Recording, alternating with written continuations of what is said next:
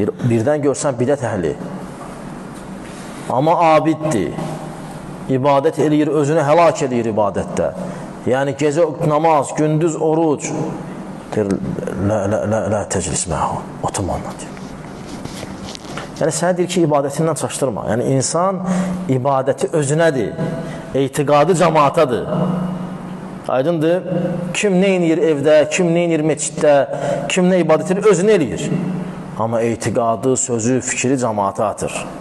Ona görə İmam Əhməddən soruşurlar ki, rahiməhullahdan, bir kişi gecə namaz qılır, gündüz oruçdur, bu Allaha xeyirlidir, yoxsa insanları bidət əhlinin şərindən çəkindirənmi xeyirlidir? İmam Əhməd deyir ki, amma birinci, yəni abid, etdiyi əməllər özü üçündür. Amma ikinci, onun etdiyi əməllər ümmət üçündür. Əlbəttə ki, o daha Allah qatında hörmətlidir. Bəzilər bunu fitnə sayırlar. Çox danışır, nə bilim, bölür, dağıdır. Ya, heç kim heç bölmür. Məyəm, haqqı demək, bölmək olub, qoy olsun. Çünki Peyğəmbər sallallahu aleyhi və səlləmin müşriklər və kafirlər tərəfindən bir vəsfi də bölən idi. Peyğəmbər əsasən vəsfi ikidir. Bir kafirlərin verdiyi vəsf, məcnun, dəli, kahin, şair. Bu kafirlərin vəsfi idi. Və Muhammed əsasən bu vəsfdən uzaq idi. Bir də Allahın və sahabələrinin Peyğəmbər əsasən verdiyi vəsfidir. Allahın kitabında və Peyğəmbərin, sahabələrinin onun görünüşündə zahiri. Kafirlərin vəsfindən biri də nədir?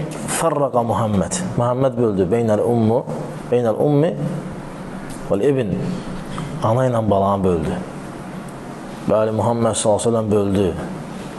Haqla batili böldü, bəli. Muhammed s.ə.v böldü. Ona görə Əhl-i-Sünnə vəl-Cəmaənin sifətlərindən biri odur ki, kafirlərin Muhammed s.ə.v dediyi adlar Əhl-i-Sünnəyə deyilməlidir. Onlardan biri də bölür. O Muhammed s.ə.v üçün deyiblər. Və Əhl-i-Sünnə vəl-Cəmaə deyilməsi qərib deyil. Bu söz qərib deyil. Bunu Allah Rasuluna deyiblər. Sallallahu aleyhi ve selleme. Elhamdülillah. Ona görə İmam İmam İbn Bət də öz İbana kitabında, İbana Kubra'da deyir ki, Əhl-i-Sünnə vəl-Cəmaənin sifətlərindəndir ki, onlar bidət əhli tərəfindən ləqəblənəcəklər. Necə kafirlər Muhammed sallallahu aleyhi və səlləmə ləqəb qoyurdular. Üzməz biz o ləqəblər. Aydındır, xeyr əhli heç vaxt o sözü deməz.